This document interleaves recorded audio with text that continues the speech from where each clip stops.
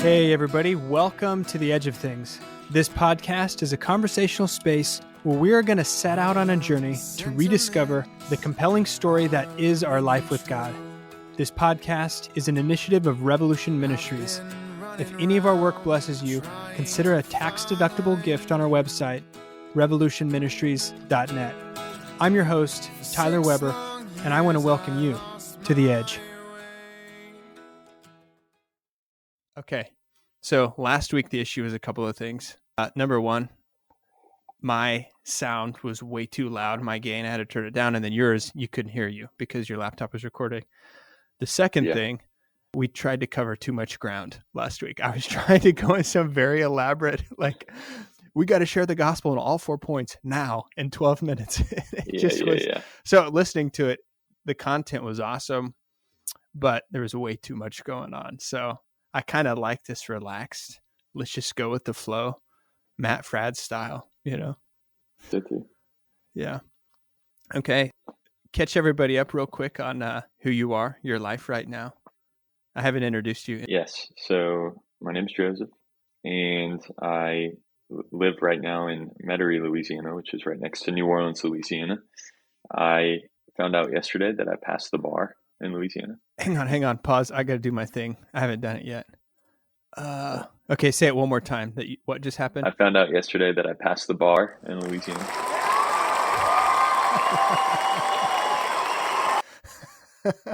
Okay. So found out yesterday that I passed the bar, and then I'm working at a law firm here in downtown New Orleans. I am originally from Pensacola, Florida, and then went to undergrad at the University of South Alabama.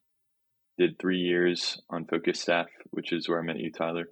2 years at Wichita State, in Wichita, Kansas, of course. And then 1 year at Fort Hays State, your alma mater. Yep. In Hays, Kansas. And then met my wife, Faith, while we were on focus staff together. Moved down to Louisiana. Her family is in the New Orleans area. So very close to here, which was a big part of moving back down here. But did 3 years in Baton Rouge at LSU for law school. Loved Baton Rouge. And this is our first year here in Metairie. So I've been in a few different states, kind of all over the course of the last 10 years, but hope to be here in New Orleans for quite a while. So. Yeah, actually in New Orleans, not Covington. I know we talked about this last week, but Faith's not from New Orleans. She's from Covington. Right. And people who live in Metairie are not from New Orleans. They're from Metairie. Okay. Yeah, that's where you draw the line, huh? That's where I draw the line. I actually, lived in New Orleans. But yeah, that's exciting, man. You paid for it too. Yeah, I know. Yep. Our rent was sky high there for 3 years, but exciting time in your life. You took a big risk when you were entering law school because you weren't even accepted into LSU Law School, and you had committed to moving to Baton Rouge so Faith could be on the LSU team, and you just were trusting, I'm committed to moving to Baton Rouge. We're going to LSU. I don't even know if I'm accepted or going to get accepted. And I remember where I was in the Dillon's store here in Wichita when you called me, and I was super excited. I'm like, dude, God's so good. And I just remember your response. I've never forgot it, but something to the effect of, yeah, God's good either way, you know, even if I don't get accepted into LSU Law School. But I just think that's the Christian heart right there. But yeah, that's cool. Exciting times. And then you have a little one on the way. Yeah, a little one on the way, due in December. So December 19th is the due date. Faith is measuring, my wife's name is Faith. She's measuring at December 12th as her actual due date, but they never changed the due date. So which should be really cool for Faith because she has a pretty big devotion to Our Lady of Guadalupe. So. Oh, yeah. I think a lot of people do. I don't know if I have a devotion to Our Lady of Guadalupe, but I've been to Mexico 4 times, seen the Toma four times, and then did the knee crawl once where you start way back in the plaza and you like knee crawl all the way into the church. And we did. I mean, the first year I went was in 2016 and a bunch of Focus missionaries were down there, and gosh, our knees were just bloody after that night. We had to get antiseptic and it just was gross. So that was the first and last time. But all right, man, it's great to have you here. Hopefully you're on the pod many times. Life's filling up for you. But Joseph, repeat after me. Tyler, share a little bit about yourself. Tyler, share a little bit about yourself. Okay. Thanks for asking, man. So most people listening to this, which is probably like 6 people, probably Connor and Ann, uh, maybe Austin and Claire, probably Faith. That's probably it. So they know who we are. And us. Yeah. And, we're going to record this and just listen to it. Faith's going to be like, hey, which podcast you listening to? And it's like, oh, just me and Tyler. Yeah, let's listen to ourselves talk. So most people know who I am. I just stepped out of 10 years of focus myself. And like I said, I lived in New Orleans for 3 years while I served at Tulane University. And then I went to the University of Oklahoma, which, fun fact that I like to tell about my time there. For 1 whole year, I lived beside former Heisman Trophy Kyler Murray. He wasn't famous the year I lived beside him because Baker Mayfield. That's right. Yeah. But I think he was like, that was the time he was signing with the Oakland Athletics, which I'm not a huge baseball guy at all, but it's cool to see the Royals like playing the Yankees. And that's a tangent. Not interesting. So I was at OU for 2 years, and then the last 5 years at Wichita State. First semester, the fall of 2019, that's when we moved in that. Wait, did you live in that house in College Hill before? No. Yeah. Yes. Oh yeah, that's right. Because it was, you came in and I came in, like redid the entire house. I transformed it, baby. I shampooed the carpets. I got new furniture in there. I organized everything. I was pretty excited. Moved into that house with you, and we were together just 9 months, but a very significant year of my life. I think probably for you as well. Those were some of the most cherished memories, I think, in my time in focus, is just sitting in that living room with you at the end of a day, kind of wrestling with the stuff of the heart. When I think of that living room, I just think of it as like a sacred place in my story, It's just so much done in my own heart in our friendship and in that living room. Because, I mean, usually it was us in there, but obviously a lot of people got invited into that. And yep. Yeah, it was just a lot of big moments in my life that year that were had in that living room. And so I think of that. And yeah, I just remember the summer training before we were on the team together, or once we had found out that we were on the team, and going back to Wichita State, I was sitting you down and I told you that Willie, who was a focus missionary on my campus at South Alabama, had said that if you're going to evangelize men on your campus, you've got to be bros with your male teammate. Mm-hmm. And I just said, Tyler, I want to be bros this year. Mm-hmm. And you were like, okay. Mm-hmm. I was also getting out of 5 years. This is my third location. I think I was just tired of moving around. And when you're a focused missionary, there are so many people blowing through your life every year. I think you were more excited than I was at first. My love language, even still to this day, is just staying up late and chatting. On the Way of the Heart podcast, he would always call his wife Heather. He would say that she's a pub girl. Oh, dude. That's like what she can march into a pub and just grab a beer and just like talk. Dude, that's the dream. Yep. And so Faith always jokes around and she calls me a pub guy. So I think I'm a little bit of a pub guy. I think you are too. Yeah. And so I think, just that idea of kind of like at the end of the day, coming into that living room and just really discussing everything that we were working through and going over. I mean, I think I felt very free to dream and to try things out on campus in terms of evangelization, but also just to try things out in prayer, to experiment with presenting the gospel. Just a lot of fun, I think, that year. So I'm going to read the quote. You know what I'm going to read? It's the Inklings, the C.S. Lewis, Charles Williams, J.R.R. Tolkien, when they would meet I think they would meet on Tuesday nights at the Eagle and Child pub, speaking of pubs. And there was a back room called the Rabbit Room where it had a little fireplace. It's a really cozy looking little back room called the Rabbit Room. But they would meet in there every Tuesday night. And they just would talk about their stories they were writing. It was a lot of Tolkien talking about elves and dragons. And Lewis was talking about Narnia and his space trilogy that, he had the idea for. So looking back years later, this is what C.S. Lewis says about that group of men in that specific room at that specific time period of their life. He said, I can see that room so clearly now. The electric fire pumping heat into the dank air, the faded screen that broke some of the keener drafts, and that enamel beer jug on the table, the well-worn sofa and armchairs, and the men drifting in. leaving overcoats and hats in any corner and coming over to warm their hands before finding a chair. We smoked, talked, argued, and drank together. Is there any pleasure on earth as great as a Christian circle of friends by a fire? And when I read that, I don't know what opens up within you, but that's, I think, for me, kind of a vision of the Trinity.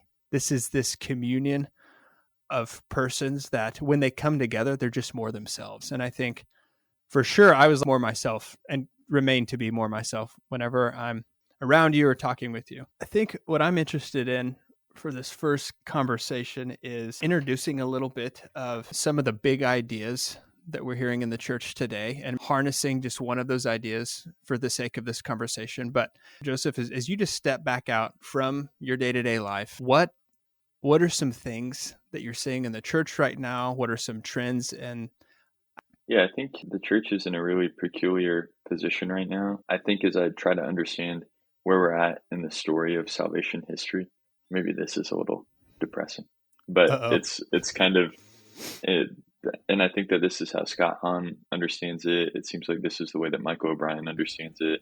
Seems like this is the way that maybe some of the prime matters, Monsignor Shea, Dr. Jonathan Reyes, and then that whole crew understands it. But is in the lead up to the Babylonian exile, where there's this foreign takeover, and not that I think that China's going to come and take over the United States or something like that, but what I do think is what's happening to the Jews at that time is they're kind of growing fat and happy. There's some corruption just all around in the Jewish state of Israel, where they are, and of Jerusalem. There's this corruption within the church at that time. Michael O'Brien's book, Rivers of Babylon, which is a fictional account, of course, but it's kind of pulling on the strings of what's happening in scripture there and trying to draw that out. And it starts with Ezekiel as he's in training to become a temple priest. And it talks about what the seminaries are like at that time and the corruption that's going on in there. And obviously, I think that there is a lot of good going on in the church, but I do think that we've grown to a place where it's just so big and comfortable with the culture that it's hard to remember what it looks like to be an authentic Catholic. And it's normal at a conversation over lunch or over dinner to say something like, well, this person, they're super Catholic, or they're super Catholic in this way. And it's not entirely clear what that means. And I think that that is an indicator that there's been some loss of an authentic Christianity within the church. And that we have to find a language to somehow distance or separate ourselves from the ordinary Catholic and somebody who's super Catholic. Yeah, scripture just came to my mind. Out of the abundance of the heart, the mouth speaks. I mean, it's pretty hard to catch someone in the act in just casual conversation talking about their life with God or their mission to share the gospel. We always think that that's just for ministry workers. It is really hard to just catch people in the act of speaking about the life of their own heart. It's almost like God is this foreign character or this slice of the pie that is maybe eaten on Sundays. And so there is a weird widespread, I don't even know what you call it. It's almost like a fog. We can't see clearly what is a Christian and how is a Christian distinct from anybody else. How do you tell who's a Christian and who's not? And as you're talking about the Babylonian exile and that part of the story, history repeats itself. Church history repeats itself. You're big on patterns right now. We're just cycling back in the West to a place that we've been in salvation history many times. And it's that what Father Mike Schmidt said years ago at Seek is the church is cozy, and an object at rest will remain at rest unless acted upon by an outside force. How do you get out of that kind of God's not really high stakes until I get cancer? And then otherwise, I'm just kind of looking forward to other things. How do you awaken and revive a cozy church culture? Yeah, that's interesting. What I was thinking about while you were talking was and I'll answer your question, but what I was thinking about while you were talking was just that idea of the Frank Sheed quote that we heard from Father Andrew a few weeks ago when you were down here. And he said, Frank Sheed said that we have secular minds with Catholic patches. There you go. And I've just been thinking a lot that is also true of my life in many ways, right? And I think the lives of many Catholics, that I have a secular life with Catholic patches. So I do everything that somebody in the secular world would do, and nobody in the secular world would looking in on my life would question how I spend my time or what I Mm-hmm. spend my time doing. But I also go to mass on Sundays or have some time of prayer every day and stuff like that. And I think that sort of this idea that I can live a life that is enviable in the eyes of the world and also totally faithful to God is Uh-huh. just not what scripture says. I think Mm-hmm. scripture is resolute about Yeah. saying, look, there's going to be different things out there. There's going to be some Christians who are rich, some Christians who are poor, some Christians who come from terrible backgrounds, some Christians who come from elite backgrounds.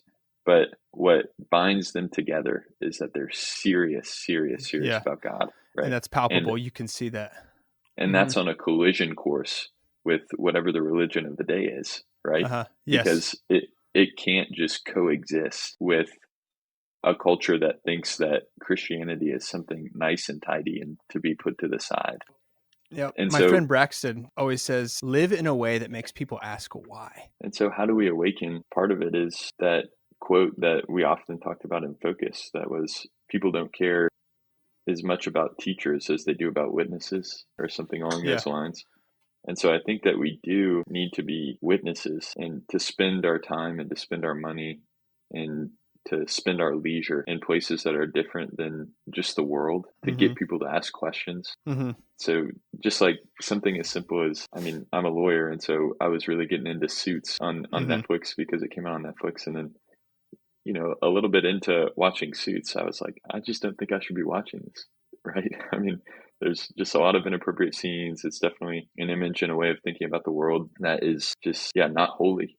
And so, and I'm not saying that you have to be super scrupulous about everything that you watch, but I know that within my heart, I was thinking to myself, this isn't really making me a better Christian. It's Mm-hmm. not bringing me closer to Christ. And it doesn't have to be an explicitly Christian show to do that. But then as I was telling people I don't watch Shoots because they'd say, you're a lawyer, do you watch Shoots? They'd ask why, Mm-hmm. and it's like, oh, well, I mean, I think it's inappropriate. And it's like, really? Why Yeah. would you think it's Uh-huh. inappropriate? That's one piece is just trying to bear witness to a more serious vision of how I spend my time and leisure and money. I don't know. What do you think about that? I Just this morality first approach when it comes to like how do we live differently? Well, I'm gonna do the Jordan Peterson. yeah, How is really the wrong question. Why would I live differently? And I think that's where a lot of people in our churches just get lost when they think that, oh yeah, I am Catholic and I should be living differently and I am a Christian. So what do I do? We got to back way the heck up because I think an increase in virtue, living differently, that is a symptom of a heart that has turned a corner. And I don't think our hearts are going to turn a corner until the story of who God is and what he offers us affects us, And mm-hmm. so I'm going to read this quote from Monsignor Shea's book. Here's what he says. We are dealing with the first culture in history that was once deeply Christian, but by a slow and thorough process has been consciously ridding itself of its Christian basis. Our society is full of many, including those baptized and raised with some exposure to the faith, who believe that they have seen enough of Christianity to see that it has little to offer them. He continues, we are therefore not attempting to make converts from pagans. We are attempting to bring back to the church those knowingly or unknowingly in the grasp of apostasy, a different and more difficult challenge. C.S. Lewis once described this difference as that between a man wooing a young maiden and a man winning a cynical divorcee back to their previous marriage. The situation is made yet more complex, and that many who have abandoned Christianity and have embraced an entirely different understanding of the world still call themselves Christians. And so business as usual practices that maybe have worked in generations past just aren't going to work anymore. A trend that I'm seeing that responds to the question of what is the force that has to act on a community of people to get them in motion is the force of the gospel, which is explosive news. It's the story that all other stories that we find interesting borrow their energy from. And my own experience, Joseph, has not been adequately explored and presented in ways that's very compelling. It happens. I think Father John Riccardo in Acts 29 are doing a great job. I think you were there at Seek when Monsignor Shea gave his talk on Captured, and where he opens his talk and he talks about this dark shadow that's hanging over the world right there in one sentence. everybody's attention was gripped. Why? Bishop Barron said years ago at Seek, I think that was in 2018, he says, when you preach Jesus in the context of the great story, that is what's going to win people's attention back. So a trend that I'm seeing, people are getting excited about the gospel again. It's something that's being talked about. What are your thoughts just on the gospel?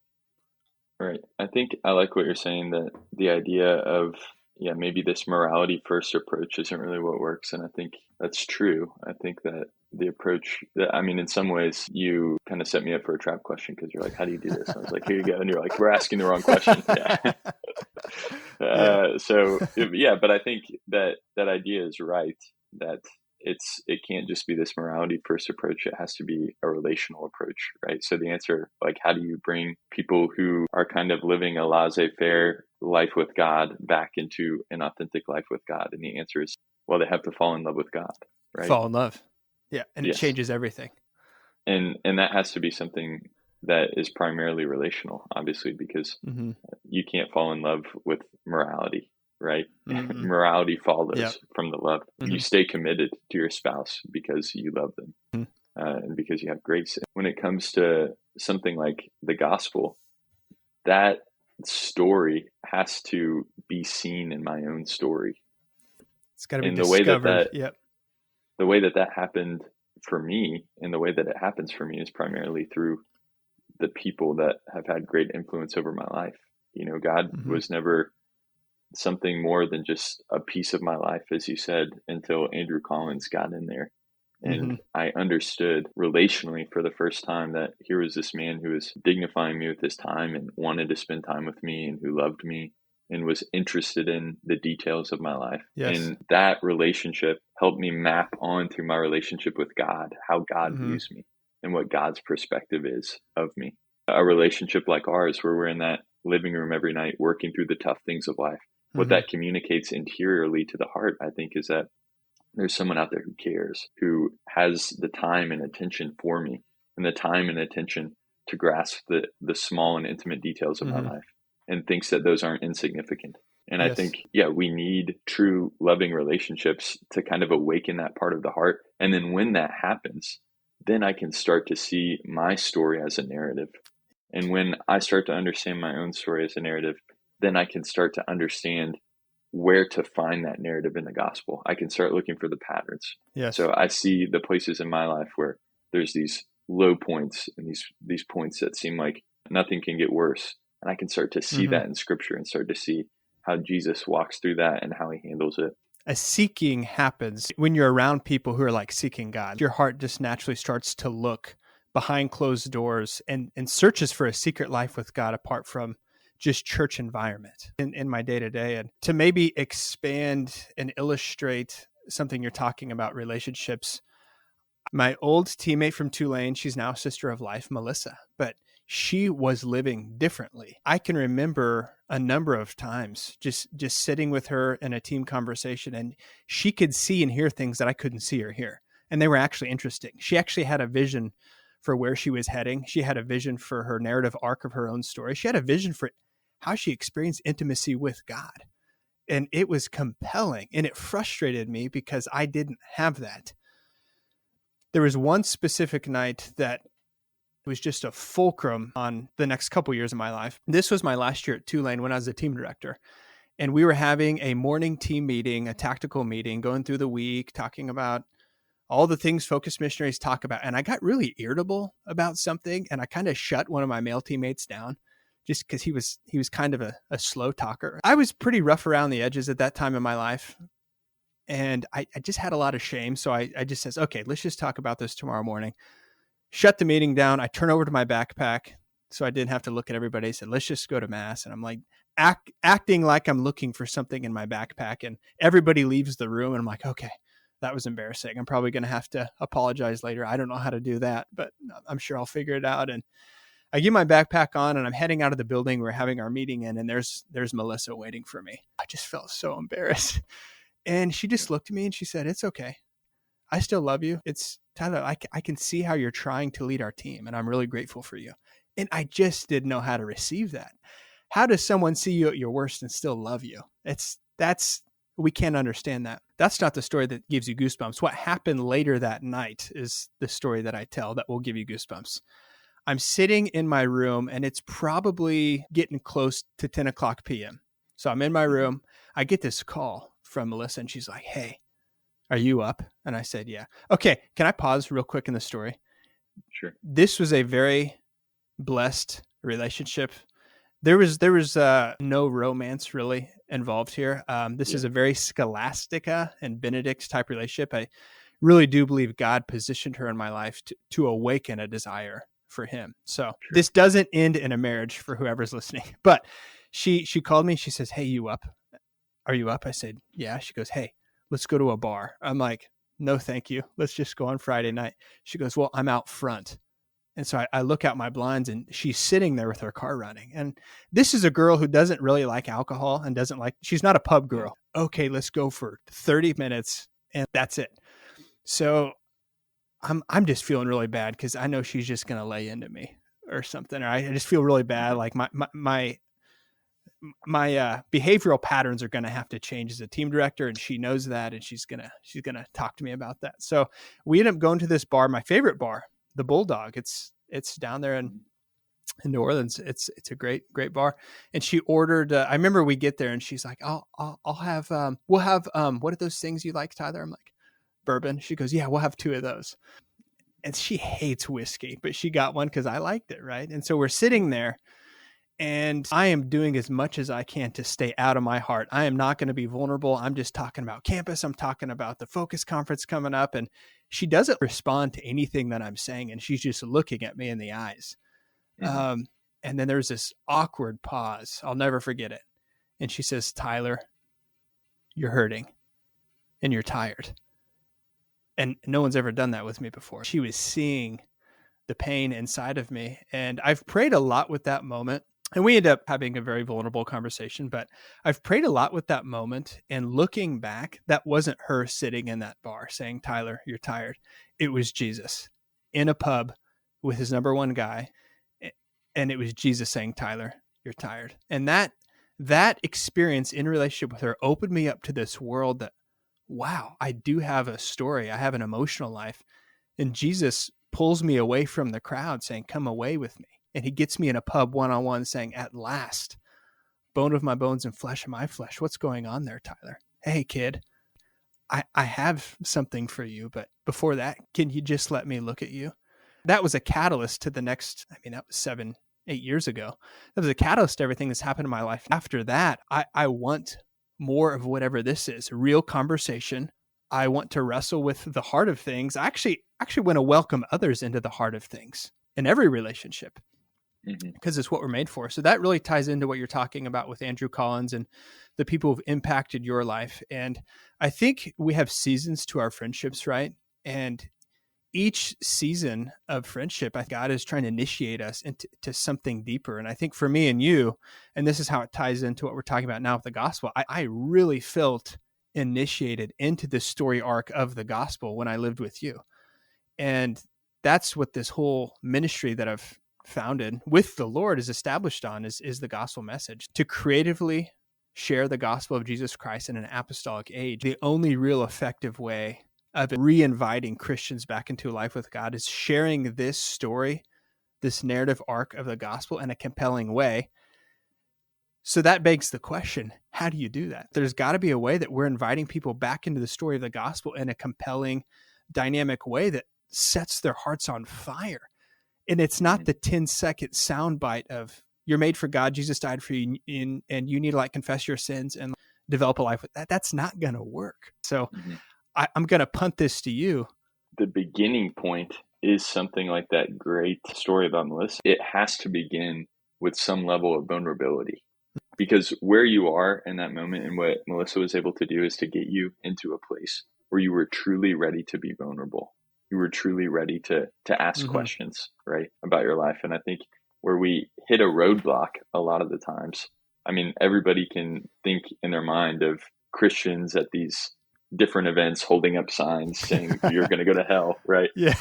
And that is a way of preaching the gospel, but it's not necessarily a way that's effective, right? And you don't want to go to the other extreme of never mentioning the name of Jesus in conversation, or never challenging anybody Uh-huh. on anything.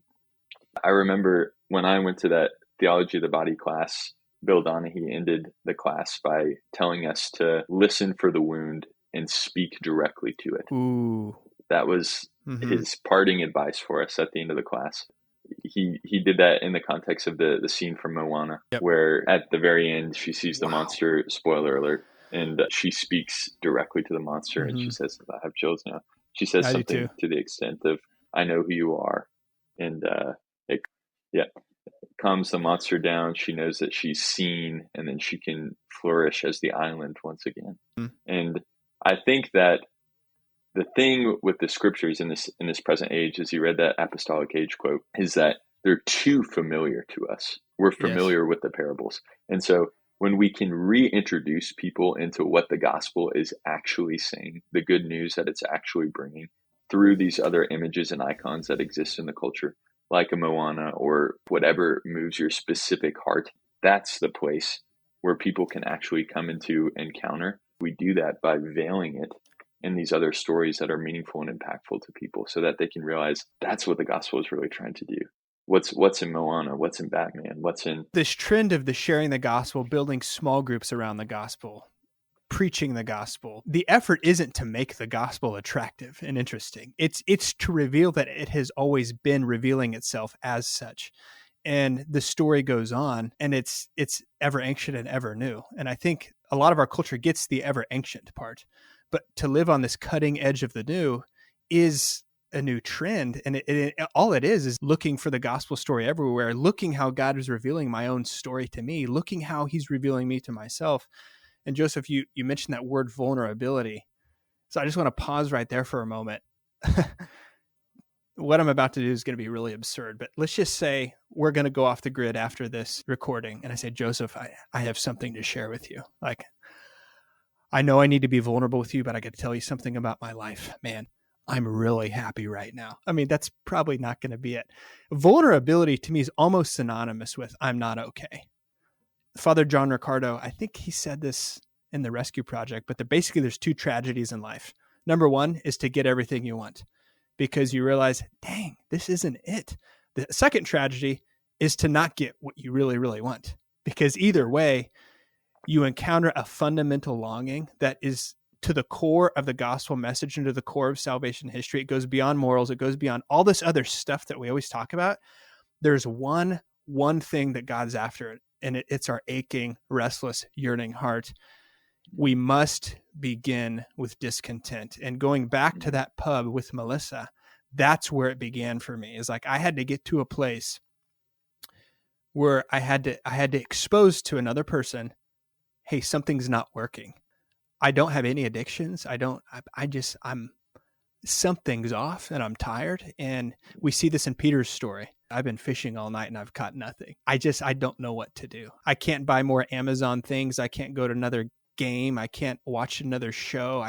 We've got to engage with that longing and that desire. And I think the first step is we got to understand on our own hearts, we actually are restless and we're tired and we're weary. And that's not to say that your life is falling apart, but if we lose that sense of yearning and ache, if we lose that, we lose everything. And I think that's what we've lost in church culture. Yeah, no, that's great. I think one of the things I think about, so first of all, on that point of vulnerability, the way that you know that that's true, what you just described there, is that I use this example of Faith and I went out to a nice dinner for our birthdays and anniversary, all 3 days in a row. And we went out to a nice dinner this summer to commemorate that. And she didn't like the food that she had, right? And she felt free to share that with me. Yeah. But then when the waiter came, he said, "How is everything?" And she said, "It's all good."